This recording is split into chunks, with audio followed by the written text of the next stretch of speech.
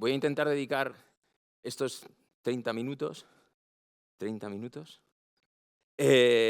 a contaros algo de mi experiencia relativa a cuando ocurren cosas que no son del todo previstas o pueden no serlo y que impactan directamente en lo que concebimos como producto y en lo que terminamos entregando como producto y en lo que al final, cuando nos vamos a la cama, pensamos que es un producto. Em, Tengo poco tiempo. Se han encargado de decírmelo por activa y por pasiva. Yo hay una cosa que les digo a mis hijos, sobre todo cuando estamos esperando a que nos sirvan en un restaurante, que es, ¿tú qué quieres? ¿La comida rápido o muy rica? A mí me han dicho rápido. Así que eso es lo que vamos a tener hoy. Vamos a tener rápido. Voy a intentar ir directo al grano y me gustaría que hiciésemos una reflexión, porque creo que es una pregunta fundamental a la hora de hacer producto, que es la siguiente. Es, ¿pero qué hago yo aquí? ¿Qué hago yo aquí? ¿Qué hago yo, Sergio de la casa, aquí, hablando de producto? ¿Qué hacéis vosotros aquí? ¿Qué hago cuando llego por la mañana a mi lugar de trabajo? ¿Cuál es el propósito fundamental de mi estancia aquí? Em, para contaros esto, me voy a ayudar de una historia que, como todas las buenas historias de amor, tiene un momento importante en París. No excesivamente cerca de la Torre Eiffel, pero sí para una compañía pues que, por ponerlo en números, digamos que multiplica por 7 los resultados de Inditex, ¿vale? Imaginad una compañía farmacéutica que trabaja en más de 50 países, que tiene más de 40.000 empleados, que factura más de 290 billones con B de dólares. Y tienen un problema, tienen muchos, pero bueno, tienen un problema y nos llaman e intentamos echarles una mano acerca de un producto concreto, que es un B2B, y entonces nos lo tomamos en serio. Y nos lo tomamos en serio y hacemos, jo, intentamos aplicar rigurosidad científica a un montón de cosas, les hacemos ver algunos errores o algunas cuestiones en las que quizá estaban fallando porque estaban tomando decisiones con unos datos que no tenían significancia estadística, todo con mucha educación. Aplicamos una mirada sistémica para que todo sea escalable, para que cada cosa que podamos articular dentro del producto no se comprometa en la siguiente iteración, sino que sea una mejora continua, con un marco VML, con un montón de cosas. Además, también llegamos a prototipar el propio producto. Evidentemente no es esto. Esto es, como no os lo puedo enseñar, esto es lo que ha entendido ChatGPT que podía ser el producto. Es una dramatización del producto, todo maravilloso, todo súper cuidado, súper consistente. Decimos, es que esto no tiene costuras. Centrado en el usuario, basado en datos, con un racional poderoso, alineado con los principios de la marca. Dices, ¿qué puedo deciros con esto que no sea de nada? O sea, hemos resuelto el problema, ¿no? Y además, casi con absoluta certeza. Y entonces empiezan a darnos palos. O sea, no está en bucle por casualidad, ¿eh? O sea, y no entiendes nada. Y dices, pero, a ver, si lo que he venido a decirte es que estabas tomando decisiones con una investigación en las que las sumas estaban mal hechas. Te lo he dicho así, te lo he contado de otra manera, pero es que estáis sumando mal. Y es que habéis hecho 142 encuestas y esto suma 253. Y crees que con eso alguien entrará en razón y dirá, efectivamente, tenéis razón y la aproximación correcta es esta. Y no. Y no tienes ni idea de lo que ha pasado, pero ni idea. Dices, yo venía con todo. Y lo primero que tienes es como una crisis de identidad. Dices, pues hoy era el día, Sergio. Hoy es el día que no has entendido nada, la has cagado, y has venido aquí cargado de razones, y pero es un proyecto de millones de euros. Y a ver qué hacemos. Y entonces, a ver, spoiler, lo que habíamos hecho estaba bien, lo implementamos un año después. ¿Qué es lo que pasa? Que necesitábamos entender esa situación. Y la verdad es que la respuesta, como muchas otras veces, está en medio de la cultura popular y era esta. Hemos sido engañados. Hemos venido aquí a hablar de un producto, de resolver una situación, pero en realidad no estábamos hablando de eso.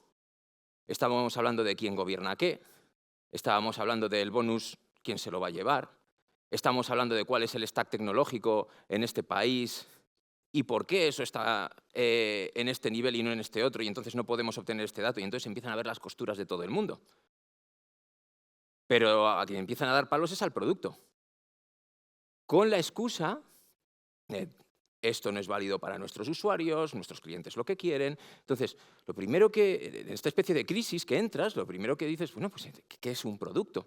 Y te buscas una definición y dices, bueno, hay una definición, cualquiera, de un producto es cualquier bien, servicio o idea que se ofrece al mercado para satisfacer una necesidad o deseo del consumidor. Es del consumidor, vale. O sea, del que está fuera de tu casa, tú colocas algo y resuelve una necesidad. Aquí no está hablando ni de que te den dinero, ni de atender a otro tipo de necesidades que pueden ocurrir en medio de su casa. Yo prefiero otra definición, o me he autoconstruido otra definición que es esta, que es que un producto es un artefacto o una condición generada que optimiza el contrato existente entre una persona y la realidad que le rodea. Es un algo que colocamos en un mundo y que de alguna manera optimiza la relación que yo tengo con el espacio que me rodea. Esta moqueta es mullida y eso pues, optimiza digamos, mi sensación al andar. Vale, perfecto. Y además me gusta añadirle una cosa, que es que es valorizado por esa persona receptora con la entrega de algún activo. Es decir, hay un intercambio. Tú me has dado una mejora y yo te he devuelto algo. ¿Vale? Quedaos con esto, porque claro, digo conscientemente que es valorizado con la entrega de algún activo. ¿Qué significa ser valorizado? Porque como norma general estamos hablando constantemente de que vamos a generar valor, vamos a tener, imaginaos en un sprint de incremento de producto, vamos a basarnos en un incremento del valor, pero el valor no es algo que se fabrique, el valor no es algo que se entregue, el valor es algo que se otorga. Y esto es una mentira muy gorda que no estamos acostumbrados a asumir, porque nos resulta muy interesante o muy fácil o muy cómodo el creer que lo que estamos haciendo será valorizado solamente porque lo esté haciendo.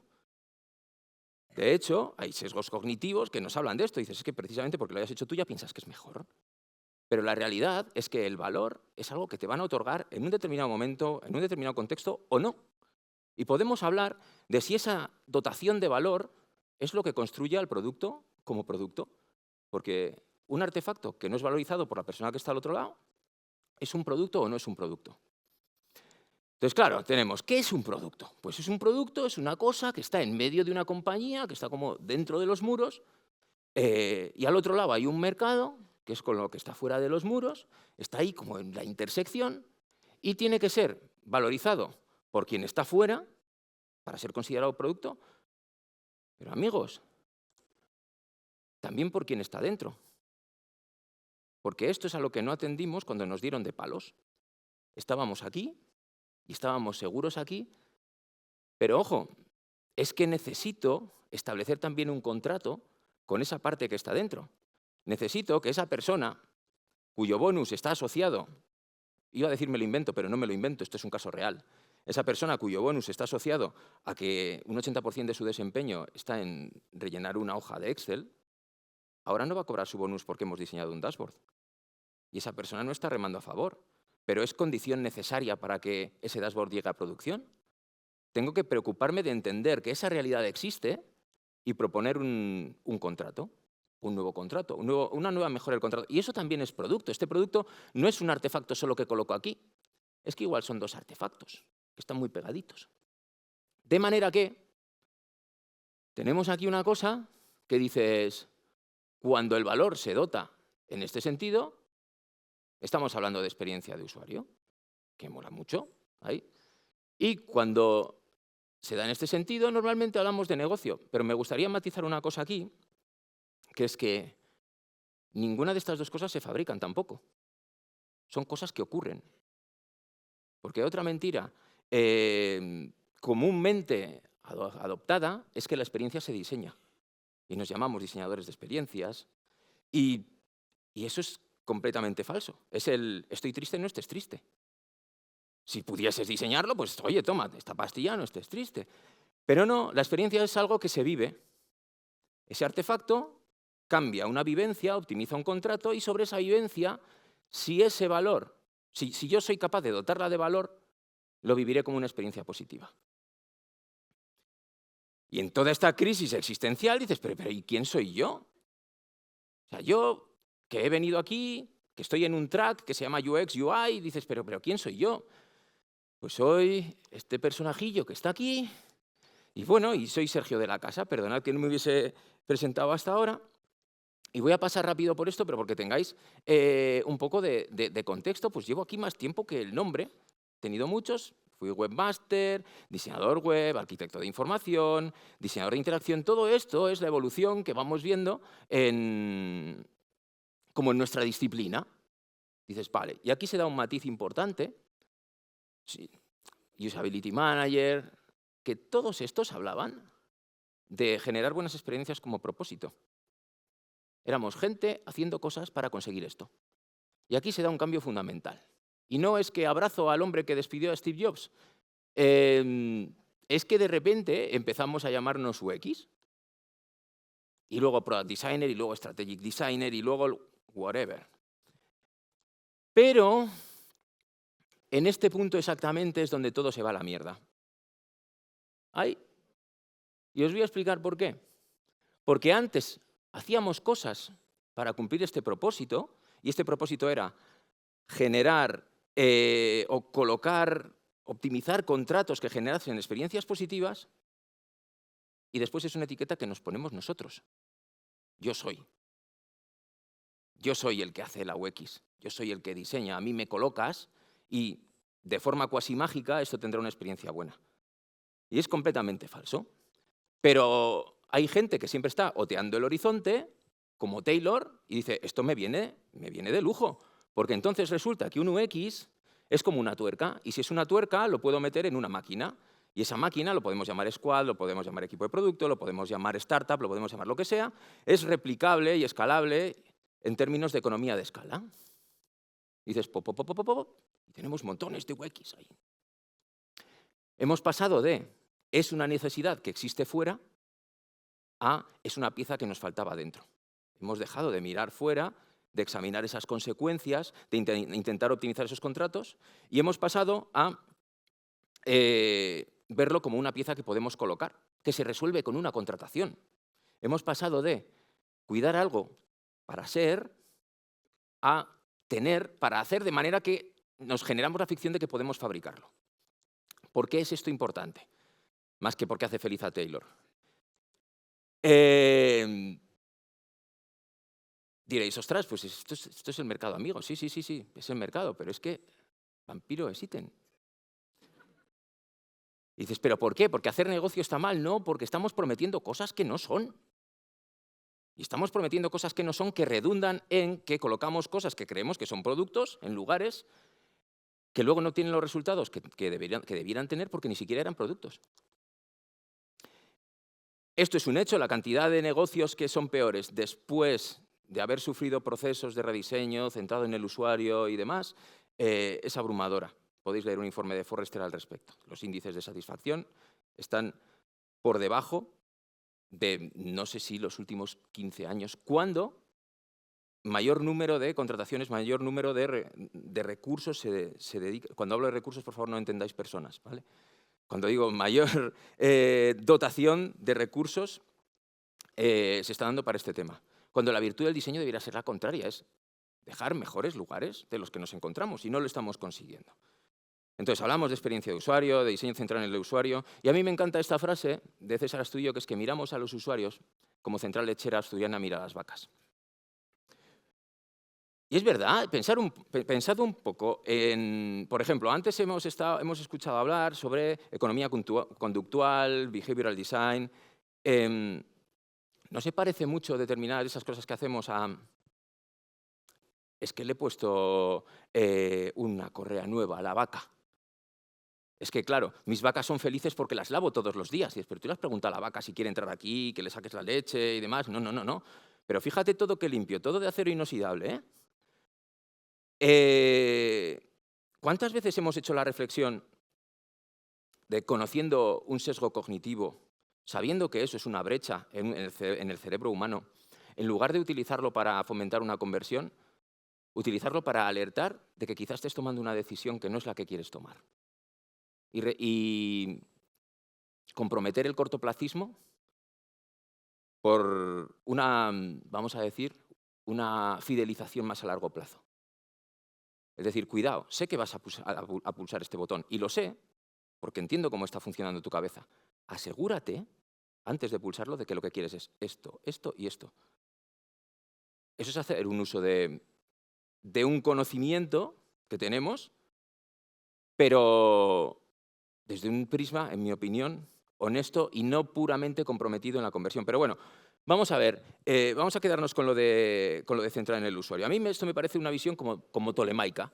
Está la Tierra en el centro, es el centro del universo, ¿vale? En este caso la Tierra es nuestro usuario y todo orbita alrededor del usuario. Y no es cierto. ¿Por qué?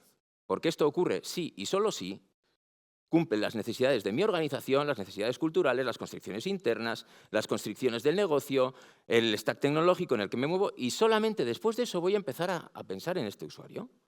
Pero lo hemos puesto en la definición, decíamos que, ostras, que esto tiene que responder a unas necesidades de esta persona, y dices, no, no, no, tiene que responder a todo esto y luego ya veremos. Y aquí está el bonus de José Luis. Y el bonus de José Luis pinta más que el usuario. ¿Cuál es la razón de existir de tu organización? ¿Conseguir un buen éxito? Claro, volvamos aquí. Aquí, conseguir un buen éxito pinta más que el usuario. Y fingimos constantemente que estamos trabajando para él, pero no, y nos hacemos trampas al solitario. Y entonces tomamos decisiones que nos llevan a escenarios que terminan no satisfaciendo a ninguna de las dos partes. Claro, cuando miramos las métricas que te piden, nos da muchas pistas. Dices, ¿pero tú para qué quieres esto? Y dices, no, es que me lo ha pedido aquel. ¿Y aquel qué quiere? Aquel quiere retorno de la inversión. Sí, pero ¿qué retorno de la inversión? ¿Retorno de la inversión porque este producto está funcionando en un mercado o retorno de la inversión porque esto se lo va a vender a un grupo? Entonces, claro, aprovechando que estamos en un cine, yendo a conceptos cinematográficos, a mí esto me recuerda al concepto de MacGuffin. El MacGuffin es un elemento que es intrascendente al final para la trama, pero que hace que avance. Hitchcock decía que en historias de espías siempre es el maletín de los documentos, en historias de rufianes siempre es el collar. Pero es irrelevante, da igual lo que haya dentro del maletín. Lo que ocurre es a dónde te lleva todo eso. Y muchas veces creemos que estamos trabajando en el producto, pero estamos trabajando en el MacGuffin. Yo creía en París que estaba trabajando en el producto, pero era el MacGuffin. A lo que habíamos ido era a discutir sobre quién gobierna qué. Y a ver qué hacemos, porque Logan está perdiendo 2 millones de pavos al año. Y todo parece que orbita alrededor del B2B, pero no es eso. Esa comprensión es a la que si no llegamos, no podemos tomar decisiones eficientes. Entonces, claro, resulta que tenemos esto, ¿no? Cuando ponemos al usuario en el centro, estamos como en tiempos de Ptolomeo. Siguiendo la metáfora, utilizamos como una mirada más copernicana, dices, es un sistema solar, entiendo que hay gravedades que aplican, y esto me gusta mucho también aplicarlo a las reuniones, cada uno tenemos una gravedad, y nosotros no la sentimos, pero la estamos ejerciendo sobre las personas de alrededor. Si entra el CEO en una reunión y dice una opinión, el resto de opiniones se ven traccionadas por la gravedad del CEO. Si soy capaz de atender a esas cosas, a estas constricciones organizativas, de negocio,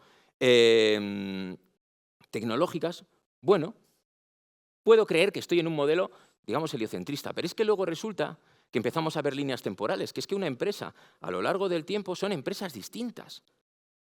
Que es que las empresas los lunes no son iguales que los viernes. Y la cosa se vuelve loquísima, porque crees que los acuerdos del lunes valen para el viernes, y no valen. Entonces, ¿qué podemos hacer? Dices, pues hombre, pues podemos trabajar con esto ajustando nuestra promesa. Entonces, cuando pueda trabajar en un modelo tolemaico, pues yo prometo interfaz. Cuando pueda trabajar en un modelo copernicano, puedo prometer hacer producto o servicio. Pero si no puedo trabajar a este nivel, no puedo prometer hacer cambios estratégicos o culturales. Yo no puedo intentar aplicar un way of working en una empresa que tenga este grado de madurez, porque no encaja, que fue lo que nos pasó. Nosotros llegamos un año antes. Cuando estaban esperando esto, nosotros llegamos con esto. Y nos llovieron los palos con una intensidad como la del GIF. Pero claro, ¿pero quién nos quiere ser product whatever? Con lo que mola el nombre y ponérselo en la chapa. Si es que es como ser un UX Man, si tiene nombre de superhéroe.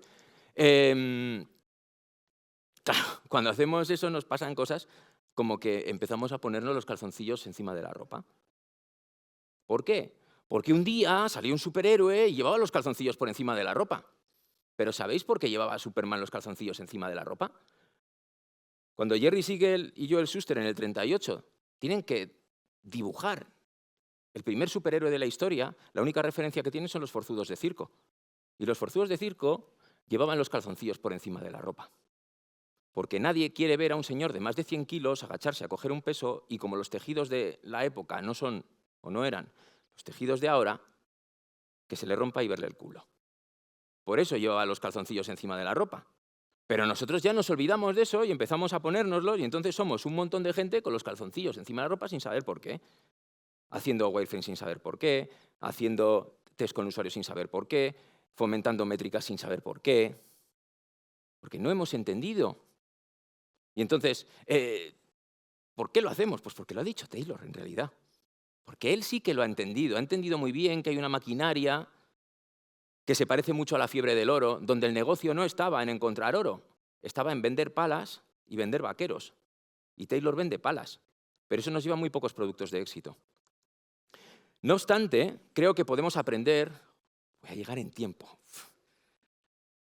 podemos aprender de estas dos grandes verdades que hemos visto hoy. Hemos sido engañados y vampiro existen. Quedaos con esto. Tengo una certeza, hemos sido engañados. Vampiro existen, tengo un miedo. Porque la realidad es que cuando vas transitando esto, descubres que es que, por muy difícil que parezca la toma de decisión, siempre va a haber solo dos caminos. Uno, alguien tiene una certeza, tú, un stakeholder, lo que sea, o alguien tiene un miedo, una duda, una sugerencia o una opinión.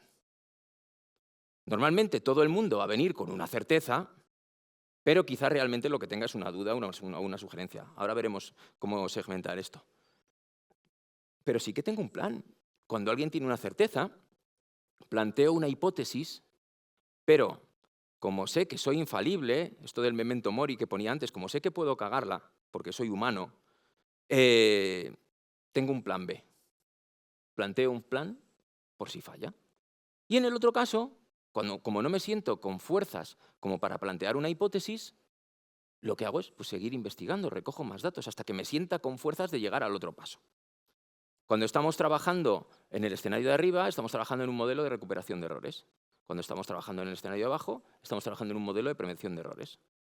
Arriba, estamos trabajando con la mirada de que hemos sido engañados en alguna cosa. Abajo, de que podrían existir vampiros. Os cuento cómo cambiamos la situación que hablaba al principio, ¿vale? Con esto. Son dos tarjetas que representan esos dos escenarios, que se puede considerar producto en tanto que es un artefacto que optimiza el contrato que hay unas personas, en este caso dentro de la organización, optimiza el contrato que tienen con la realidad que les rodea y les ayuda a tomar mejores decisiones y a ordenarlas, y se basa en lo siguiente, en que confiamos en ellos y decimos, ¿tienes claro lo que hay que hacer? Aquí, lo tengo clarísimo. Vale, pues si lo tienes claro, entonces tienes que saber decirlo, tienes que saber verbalizar cuál es la consecuencia y además me tienes que decir por qué estás tan seguro. ¿Qué dato tienes y cuál es la fuente de ese dato? Si no tienes estas tres cosas, entonces me temo que no tienes una certeza. Volvemos al escenario anterior, no tienes una certeza. Tienes un miedo, una intuición, tienes una duda. Y entonces lo que hay que hacer es verbalizarlo y decir, vale, para saber si esto se cumple, necesitar estos datos y mis sospechas se confirmarán si ocurre esto. Atendemos a las necesidades de todos. O sea, no pretendemos tener más razón que nadie, ni sesgar al principio. Claro, estoy hablando de escenarios de que hay que poner de acuerdo a un montón de países, cada uno con sus necesidades, cada uno con su bonus. Y aquí sí que cabe el verbalizado de la manera que sea, tengo miedo de perder mi bonus. Realmente aparecerá como actividades clave, se quedarán fuera de la operativa habitual, tralarí, tralará, pero en realidad lo que está diciendo, ¿qué hay de mi bonus? Y lo podemos atender. Solo que si no hacemos esto, en primera instancia, vendrá una acting card en la que encontraremos algo parecido a ponme un botón aquí. Entonces, si somos capaces de discriminar esto, tenemos una parte importante resuelta. ¿Por qué? Porque nos llevan a un diseño de producto consciente, responsable y respetuoso con el momento y el lugar de esta compañía. Porque es que este producto se está haciendo en esta compañía en este momento y es lo que tenemos. A veces hay que trabajar con un chicle y un palillo. Y atendiendo a esto, conseguiremos diseños que tienen más posibilidades de generar experiencias satisfactorias. Porque si nos estamos pegando dentro, desde luego fuera va a ser desastre absoluto. Esto es a lo que podemos aspirar, pero es que no me parece poco. Yo creo que es bastante. Y tremendo circo. Hacer un ejercicio honesto en el sentido de que no nos hacemos trampas al solitario, sabemos quiénes somos, sabemos por qué estamos aquí. Yo llego todos los días y digo, sé por qué estoy aquí. Y sé que voy a terminar diseñando un B2B para garantizar que tú puedas mantener tu modelo de gobierno. No me voy a hacer trampas pensando que estoy intentando facilitar la vida de los farmacéuticos. ¿Por qué? Porque esto es un caso real, imaginaos, una acting card en la que te llega y te dice, necesito una watchlist para que puedan comprar los productos que vuelven a estar disponibles en el stock. Y dices, muy bien, pero sin garantizar disponibilidad, sin tener datos de stock, fomentando la venta y sin garantizar la venta. Y dices, puedo trabajar con eso, pero seamos conscientes, ¿no? Yo puedo trabajar con esto, has sido honesto, me has puesto todas las cosas sobre la mesa. Seamos conscientes de que las probabilidades de generar una experiencia satisfactoria con esto son mínimas y seamos responsables a la hora de asumir sus consecuencias. ¿Qué quiere decir eso? Que el día que vengas con la métrica de no hemos fomentado la venta, diremos, ya, nunca quisimos. Nunca quisimos hacerlo, porque dijimos, queremos fomentar la venta, pero no garantizarla. Dices, bueno, pues entonces, no, igual alguien quiso comprar, pero no pudo, porque era imposible. Pero sí habremos hecho el mejor producto de los posibles. Y a veces, el mejor producto de los posibles pues es poca cosa, pero responde a la realidad de nuestra compañía en este momento. Y es honesto. Y sobre eso podemos crecer. Y sobre eso podemos aplicar un marco BML. Y podemos hacer 1000 cosas. Pero nunca nadie, después de haber aplicado este tipo de prácticas, puede decir que lo hemos engañado. Y, aun sabiendo que, porque es una realidad incuestionable, que vampiros existen, podremos estar atentos a que no seamos nosotros. Muchas gracias.